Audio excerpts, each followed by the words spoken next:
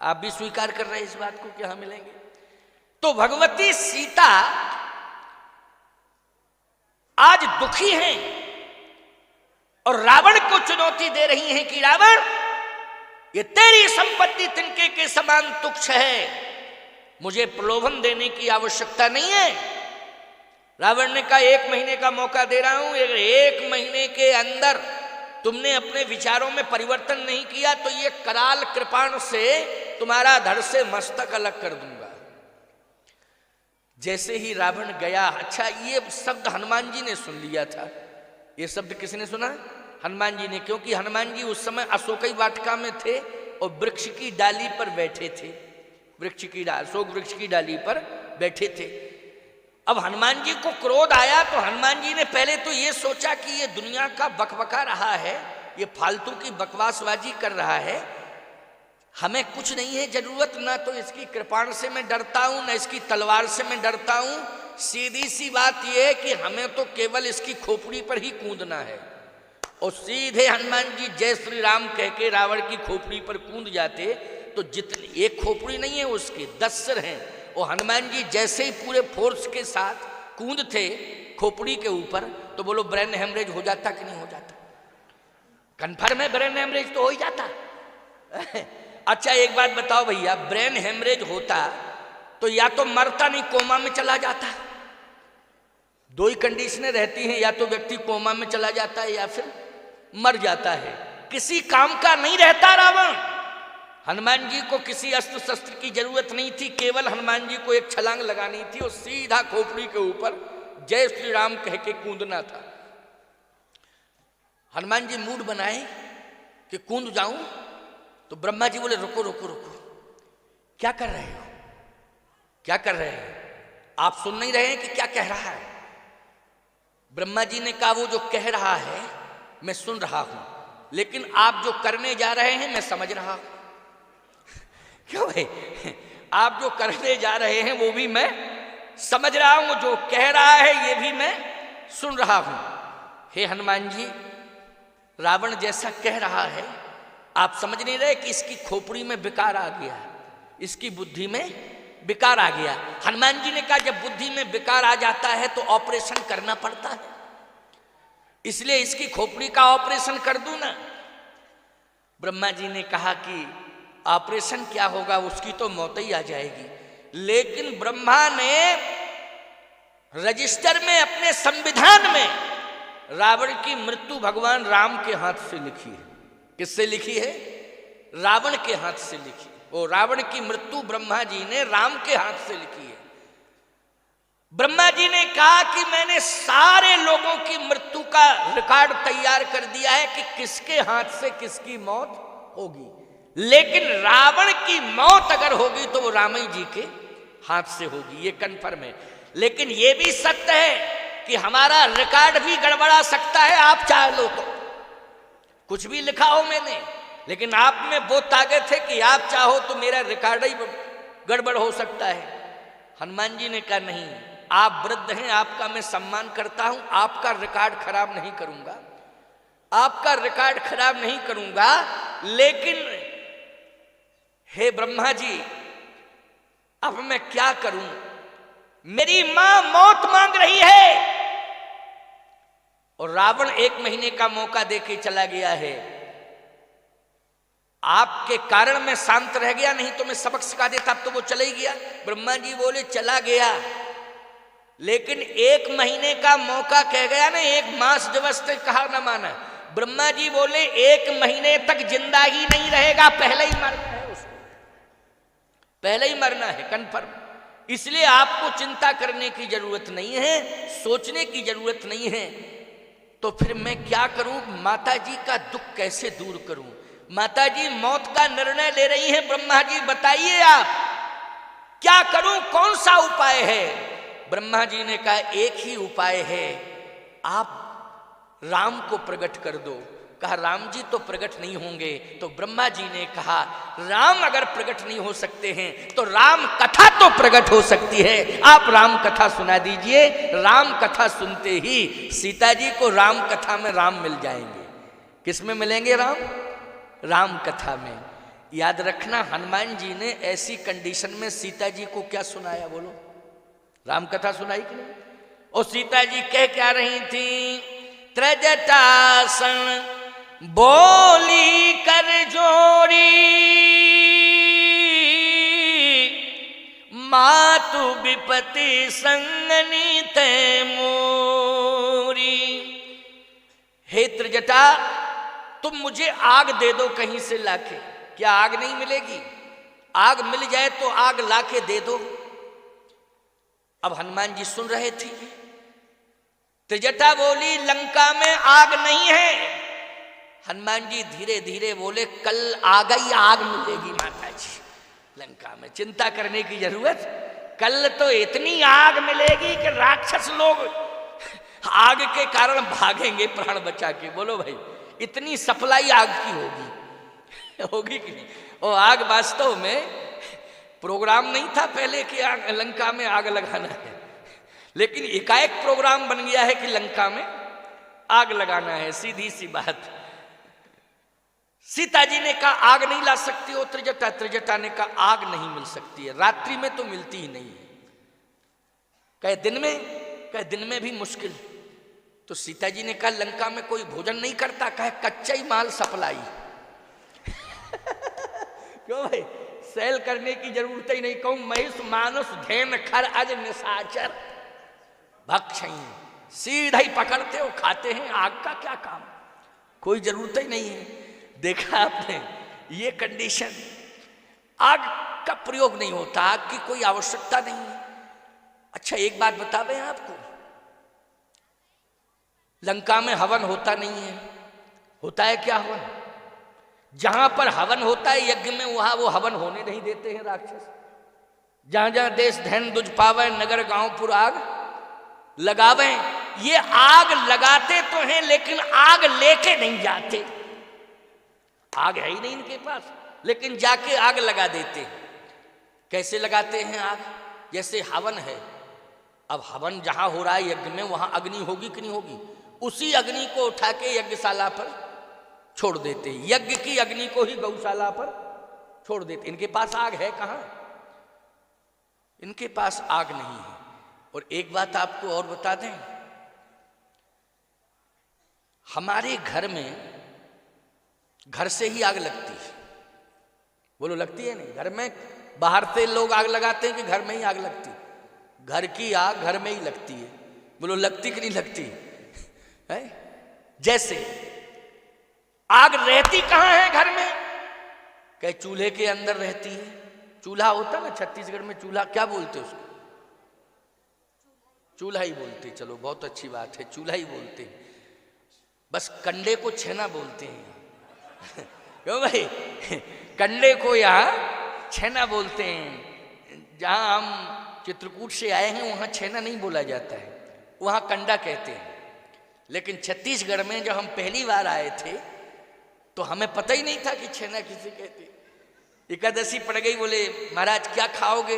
तो हमारे यहाँ दूध को फाड़ के जो बनाया जाता है उसको, रसगुल्ले को छेना रसगुल्ला कहते हैं, वाइट कलर का। तो हमने कि हम तो छेना खाएंगे क्योंकि हम भी पहली बार आए थे। बहुत पुरानी बात बता रहे भैया, आप तो खैर सभी जगह कंडे जान गए हैं, लोग छेना भी जानते लेकिन कंडा भी जान गए। लेकिन उस समय कोई नहीं जानता था छत्तीसगढ़ में, छेना ही कहते थे, कंडा वंडा कोई कहते ही नहीं था। क्यों? यही बात है नहीं? सही बात तो यही है, छेना। तो अच्छा हम जानते नहीं थे कि यहाँ कंडे को छेना कहा जाता। कहे महाराज एकादशी है तो आप दूध लेंगे? दूध? हमने कहा दूध नहीं लेंगे क्योंकि दूध हमको थोड़ा नुकसान, उस समय नुकसान कर रहा था, अब तो नहीं करता है। उस समय कर रहा था नुकसान है। अब तुम जानते ही हो कि दूध क्या नुकसान करता है? तो हमने कहा नहीं नहीं, आज एकादशी भी है, दूध नहीं लेंगे क्योंकि बार बार स्नान करना पड़ेगा हमको क्यों भाई? दूध लेंगे तो बार बार हमको स्नान करना पड़ेगा कि नहीं? हमने कहा एकादशी है, बार बार स्नान करने की जरूरत नहीं है, एक बार कर लिया और बस भजन करेंगे, दूध नहीं। कहे महाराज तो भूखे रहेंगे, आप कुछ पाएंगे नहीं। हमने कहा दूध तो नहीं पाएंगे, तो आप क्या पाएंगे? हमने कहा अगर छेना मिल जाए तो ठीक है। छेना हमने कहा हाँ। आपके साथ जो चेले आए हैं वो, हमने कहा वो सब छह नहीं पाएंगे।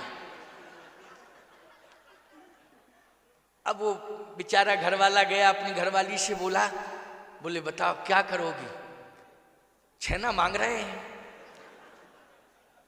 कहे थोड़ा सा संकेत तो कर दो, संकेत तो कर दो कि भैंस का कि गाय का।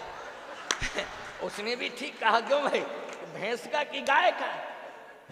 तो वो दौड़ा दौड़ा आया, बोले महाराज जी ये बताइए, छेना भैंस का भी होता है गाय का, आप किसका पसंद करेंगे। हमने कहा गाय का, भैंस का हम नहीं खाते हैं। तो बोला पहले से ही आप खाते रहे। अरे हमने कहा कि जिंदगी से खाते चले आ रहे छेना, फालतू की बात क्या, छेने की हमें कमी है क्या, हमारे यहां कमी है, खूब छेना होता है, खूब खाते हैं। कहे महाराज कितने पीस लावे, हमने कहा पर्याप्त लाओ, कम से कम 10-10 पीस तो पाएंगे ही पाएंगे। तो पत्नी बोली झौआ भर के ले जाओ। अब हम झौआ नहीं समझते थे, झौआ होता ना, अब ये हम नहीं समझते थे कि झौआ क्या होता है। कहे झौआ भर के ले जाओ। हमने तुरंत कहा, हमने कहा ये छेना झौआ में तो नहीं आता है, झौआ क्या है। कहे महाराज छेना झौए में आता है और झौए में रखा जाता। हमने कहा सही बताओ तुम छेना किसको कहते हो। बोले गाय के गोबर से जो बनता है उसको छेना कहते। अरे राम राम राम राम। हमने कहा हम नहीं समझते थे। बोले महाराज आपके यहाँ किसे कहते हैं छेना। हमने कहा हमारे यहाँ दूध को फाड़ के जो बनाया जाता है, पानी पानी निकल जाता है, उस दूध से जो दूध का शेष तत्व रह जाता है वो छेना बन जाता है, उसको हमारे यहाँ छेना कहते हैं। भाषा का अंतर था, लेकिन भाव अच्छा था, ऐसी बात नहीं। लेकिन हम जबरदस्ती कह रहे थे कि छह नहीं खाएंगे, छह नहीं खाएंगे, तो अब मजबूरी में वो कभी कभी ऐसी स्थिति हो जाती है। तो समझने की कोशिश करना जरा। भाववश भगवान सुख निधान करुणायन, तज ममता मदमान भजिए सदा सीता रमन। सबरी जी के यहाँ कंदमूल फल खाए, बेर आदि भी खाए, कर्मा जी के यहाँ खिचड़ी खा ली। अभी एक संत की कथा सुन रहे थे इस बेटी से। कौन संत की सुनाई? नामदेव जी की। नामदेव जी के यहाँ क्या लिया? रोटियां, बिना घी की रोटी उठा के ले गए। अब बोलो भाई, और नामदेव जी कह रहे हैं कि घी तो ले लो, थोड़ा सा घी ले लो। अरे घी की कमी है भगवान के पास, और रोटी उठाने की क्या जरूरत थी कि उठा के ले गए।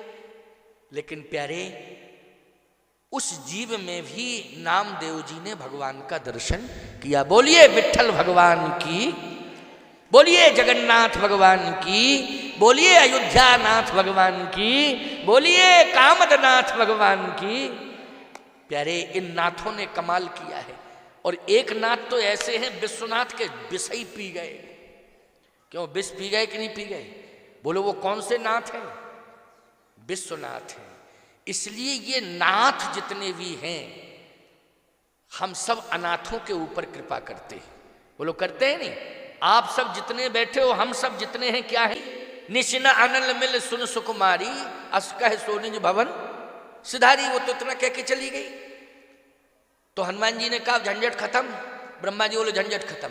तब तक सीता जी ने ऊपर देखा आकाश में, तो देखियत प्रगट गगन अंगारा, ओ अवनि नयावत कौतारा, सुनिए विनय मम बिटप अशोका, ओ सतनाम करु हरु मम शोका। अय तारागणों, तुम टूट पड़ो अग्नि का अंगार बन के, मेरे शरीर को जला करके भस्म कर दो। उत्तर मिलने लगा। क्या? त्रिजटा से ही कहा श्री जानकी जी ने कि मैं इसलिए अपने शरीर को जला करके भस्म करना चाहती हूं।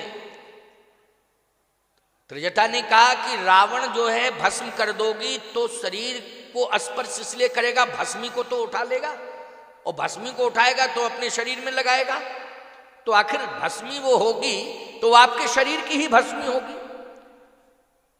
सीता जी ने कहा नहीं, रावण मेरी भस्म को नहीं ले सकता है। क्यों? इसलिए कि मैं पहले अपने शरीर को जला के भस्म करूंगी और शरीर को जलाने के पहले पवन देवता से प्रार्थना करूंगी। पवन देवता से प्रार्थना करूंगी कि हे पवन देवता, जब मेरा शरीर जल करके भस्मीभूत हो जाए तो मेरी भस्मी को इतना वेग के साथ उड़ना और मेरी भस्मी को उड़ा के ले जाना जहां मेरे स्वामी बैठे हों, बस उन्हीं के चरणों में सारी भस्मी समर्पित कर देना, रावण मेरी भस्मी को भी न ले पावे। इसलिए पवन देवता से भी प्रार्थना कर। अच्छा, पवन चाहे तो पवन के वेग में बड़े बड़े मकान बह जाते हैं भैया, ढह जाते कि नहीं बह जाते? ये तो भस्मी ही है। बड़ी बड़ी हवेलियां ढह जाती हैं, गिर जाती हैं, पवन का वो वेग होता। बड़े बड़े वृक्ष, बरगद, पीपल, बोलो भाई, पवन के वेग में सब ढह जाते हैं कि नहीं ढह जाते हैं? पवन में बड़ी ताकत है। पवन से मैं प्रार्थना करूंगी कि पवन जो है मेरी भस्मी को जहां मेरा स्वामी हो वहां पहुंचा दे। ब्रह्मा जी बोले आप पवन पुत्र हो। आप क्या हो? पवन पुत्र हो। सुन रहे हो? हनुमान जी बोले भस्मी काहे को ले जाए पिताजी, हमें सीता माता को लेके चले जाएंगे। पिताजी भस्मी काहे को ले जाए, जब पुत्र ही आ गया है तो सीधा मां को लेकर के। तब तक आवाज आई कि नहीं नहीं नहीं, वो शब्द याद नहीं है। सीता की सुध प्रवहि सुनावो। त्रिजटा तो सीता जी से बात कर रही है, लेकिन जो सुरसा थी उस सुरसा से हनुमान जी स्वयं बोल रहे थे। क्या कह रहे थे? राम काज करी फिर मैं आवो, ओ सीता की सुधि प्रवहि सुनावो। तो सुध सुनाऊंगा, लाऊंगा नहीं। और भगवान ने भी कहा था, हे हनुमान बहु प्रकार सीत समझायु, और कह बल बिरह बेग तुम। केवल चर्चा करनी है, सीता जी को लेके नहीं आना है। तो कंडीशन ये है कि मैं लेके भी नहीं जा सकता हूं। अब सोच रहे हैं हनुमान जी बैठे बैठे समाधान क्या है। सीता माता को ले जाना समाधान है, या अग्नि सीता माता के लिए समाधान है, या तारागण सीता माता के लिए समाधान है, या सीता माता के लिए हनुमान तुम सीता माता को लेकर के जाके प्रभु के हाथों में सौंप दो, ये समाधान है। ये सब समाधान नहीं है। समाधान क्या है? केवल कथा। बोलो समाधान क्या है? केवल कथा। आहा, सीता जी कह ही नहीं थी। अशोक से कहा कि तुम्हारा नाम अशोक है, तुम मेरा शोक दूर कर दो। अशोक बोला रावण के राज्य में सब फैल हैं, किसी की नहीं चलती, पवन की भी नहीं चलती है, अशोक की भी नहीं चलती। प्रकृति को भी उसने इतना बंधन में कर रखा है कि गोस्वामी जी लिख रहे हैं, समय पुराने परत पात डरत बात, बात मानी हवा। इसका मतलब है रावण हवा से कह रहा था कि हवा, ए पवन, तुम मेरी वाटिका में इतनी सावधानी से निकला करो कि हरा पत्ता की बात छोड़ो, सूखा पत्ता भी नहीं गिरना चाहिए। समय पुराने परत पात, पुराने पात का मतलब है सूखा पत्ता। क्यों? पुराना पात मानी क्या हुआ? पत्ता, और पुराना मानी सूखा पत्ता। समय पुराने परत पात, तुलसीदास जी कह रहे डरत बात। हवा डर रही है कि सूखा पत्ता न गिर जाए, और नहीं तो रावण रिमांड पे ले लेगा। समझ रहे हो कि नहीं? अगर सूखा पत्ता भी गिर गया तो भी स्थिति खराब हो जाएगी। इसलिए पवन देवता डर डर के निकल रहे हैं, भयभीत हैं। हनुमान जी के सामने ही निकले तो हनुमान जी बोले पिताजी आपकी तो बड़ी खराब दुर्दशा है, इतना डरने की क्या जरूरत? कहे बेटा हम जानते हैं कि रावण कितना क्रूर है। हनुमान जी बोले क्रूर भी है और मूर्ख भी है, दोनों बातें हैं, क्रूर भी है और मूर्ख भी है। कहे बेटा चुपचाप रहो, ज्यादा बोलने की जरूरत नहीं है, हमको निकल जाने दो। पवन देवता धीरे से निकल गए आराम से। अशोक बोला हम बिल्कुल बेकार हैं, अगर जरा सा भी हमने अपना प्रभाव सीता के ऊपर छोड़ दिया तो कल हम सुरक्षित नहीं बचेंगे, इसलिए हल्ला मत करो, चुपचाप रहो, बोलने की जरूरत नहीं है। हनुमान जी ने कहा इतना खतरनाक, अच्छा मुझे लगता है कि कोरोना से भी ज्यादा खतरनाक था रावण। कोरोना से इतना डर नहीं लगता जितना रावण से डर लगता था, हैं? इतना खतरनाक, बहुत ही खतरनाक वायरस था। क्यों भाई, था कि नहीं? अब सीता जी ने कहा तो इससे सिद्ध हो गया कि कोई मेरी मदद करने वाला नहीं है। उसी समय हनुमान जी महाराज रामचंद्र गुण, किसी ने एक बात और कही हनुमान जी से, एक काम करो, आप आ ही गए हो तो सीता माता के सामने चले जाओ और उनको पूरी तसल्ली दे दो, और जब आपकी तसल्ली भरे शब्दों को सीता माता सुनेंगी तो कितना सुख होगा। हनुमान जी बोले समस्या ये है कि अयोध्या में एक फोटो है बंदर का। जब आई थी सीता माता तो फोटो को पहली बार देखा था, चित्रलिखित कभी देख डराती, बंदर की फोटो पहली बार देखी तो 4 घंटा बेहोश रही। केवल फोटो, दशरथ जी को फोटो हटानी पड़ी, हो हटा फोटो, ये बड़ी खतरनाक फोटो, चित्र केवल चित्रलिखित कभी देख डराती। तो हनुमान जी बोले फोटो देख करके 4 घंटा बेहोश रही, हम तो ओरिजिनल हैं।